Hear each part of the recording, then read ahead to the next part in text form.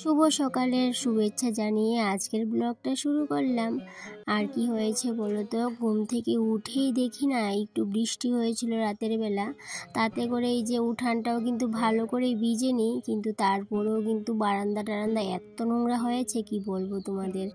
হালকা বাতাসও ছিল বৃষ্টির সাথে, তাই জন্য কিন্তু সমস্তটাই নোংরা হয়ে আছে। এতটাও বৃষ্টি হয়নি যতটা ভেবেছিলাম হবে।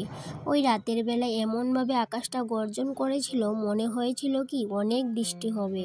আর লাস্ট পর্যায়ে এমন বৃষ্টি হয়েছে, সেই বৃষ্টির জন্য উঠানটাও কিন্তু ভালো করে ভিজেনি।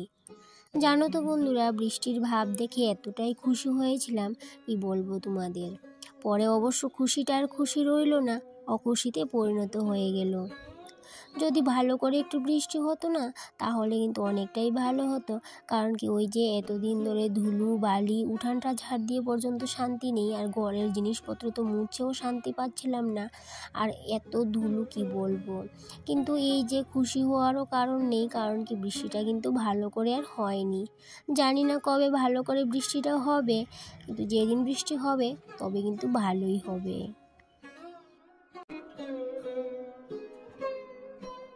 তো প্রতিদিনের মতো প্রথমেই ঘুম থেকে উঠে একটু সময় প্রাণায়াম করে নিয়েছিলাম।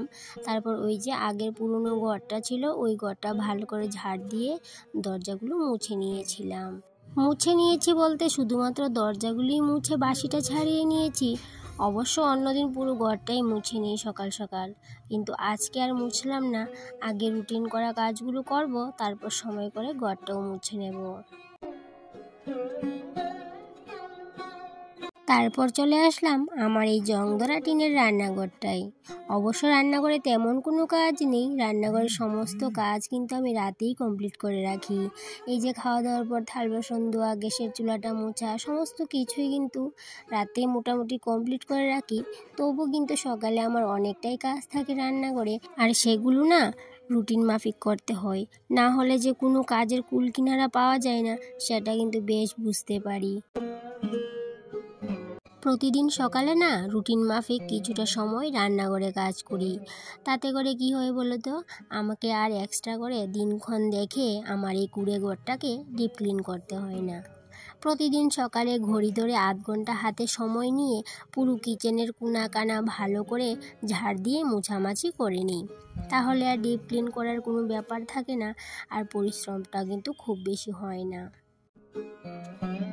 দিনের মধ্যে কিন্তু অনেকবারই ঘর ঝাড় দেওয়া হয়, কিন্তু ভালো করে আর ঘরের কোনা কোনা ঝাড় দেওয়া হয় না। যখন অনেক তাড়াহুড়ো করে ঘর ঝাড় দিই, তখন কিন্তু আর ঘরের জিনিসপত্র সরিয়ে সরিয়ে ঝাড় দিতেও ইচ্ছে করে না, বা ইচ্ছে করলেও হাতে সময় থাকে না। তাই জন্য আমি এই সকালের টাইমটা বেছে নিয়েছি। প্রতিদিন সকালে আধ ঘন্টা এইভাবে করে একটু একটু করে ঘরের কোনা কানা সমস্তটাই ভালো করে পরিষ্কার করে নিই। রাতের বেলা গ্যাসটাকে ভালো করে মুছে নিয়েছিলাম, তারপরেও কিন্তু ওই যে সকালবেলা আবার মুছতে হয়। কেন কি বলো তো, ওই যে বাসি ছাড়াতে হয়। বাসি না ছাড়িয়ে কিন্তু ওই যে ঘরের কাজকর্ম করা যাবে না, চা খেতেও ভালো লাগে না, আর এমনিতেও ইচ্ছে করে না। বাসিটা যদি না ছাড়াই তাহলে কি আর ইচ্ছে করবে? এই যে ঘরে ঢুকেই এসে চা বসিয়ে দিলাম, খেয়ে নিলাম, কীরকম লাগে বলো, তাই না?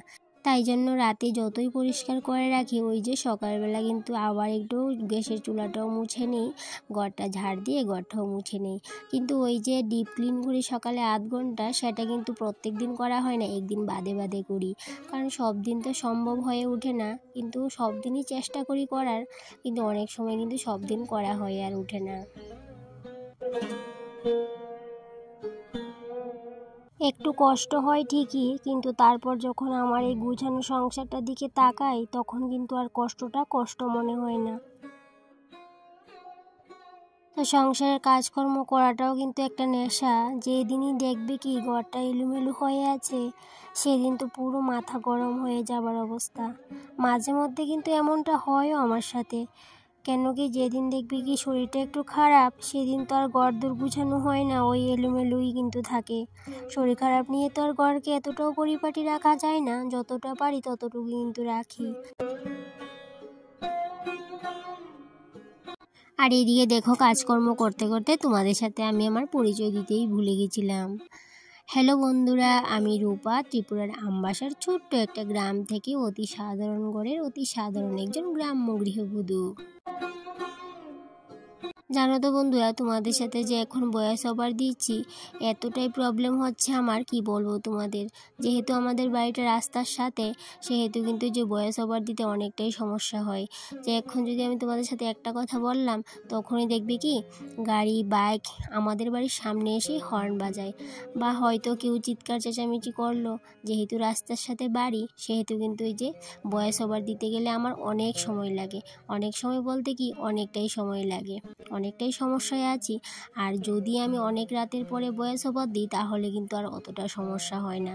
কিন্তু ওই যে অত রাত করে কি আর ভয়েস ওভার দেওয়া যায়? না ঘুমিয়ে শরীর খারাপ করে কি এগুলো করা যায়? তাই কিন্তু ওই যে সময় মতো করে বিকেলবেলা বা সন্ধেবেলা ওই সময়টাই কিন্তু আমি ভয়েস ওভার দিই।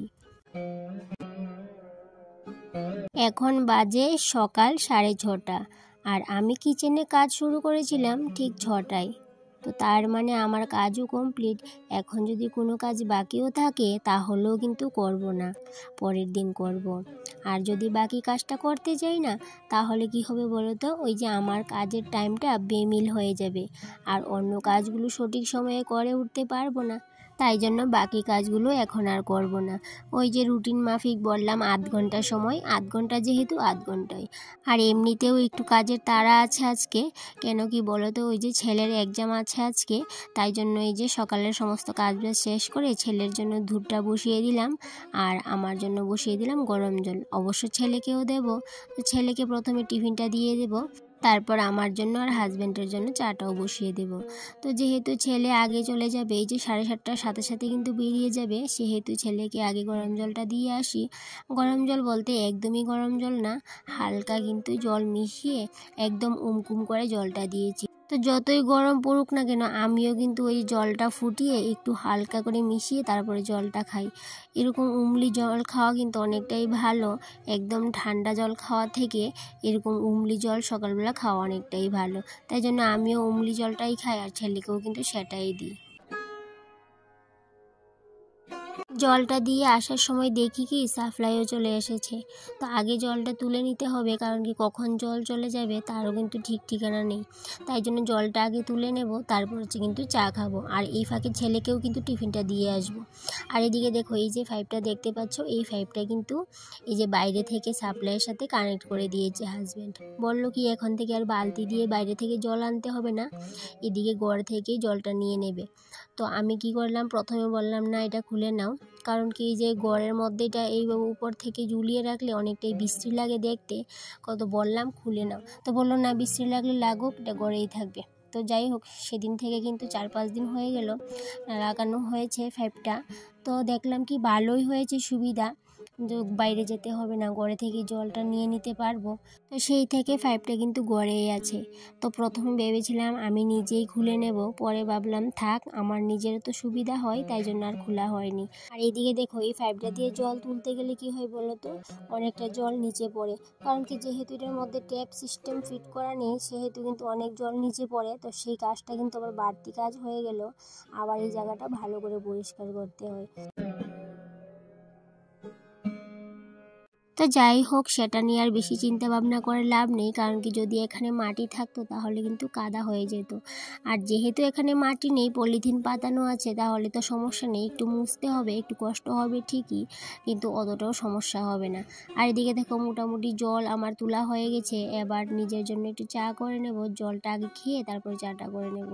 আর হাজব্যান্ডকে কিন্তু আগেই চা করে দিয়ে দিলাম, আর ছেলেকেও টিফিন দিয়ে দিয়েছি। ছেলেও চলে গেল এক্সামে, হাজব্যান্ডও চলে গেল। আর হাজব্যান্ডের চাটা করলাম চিনি দিয়ে, যেহেতু আমি চিনি ছাড়া চা খাই সেটা তো আমাকে আলাদা করেই করতে হয়, তাই জন্য এই যে আলাদা করে হাজব্যান্ডকে আগে চাটা দিয়েই দিলাম।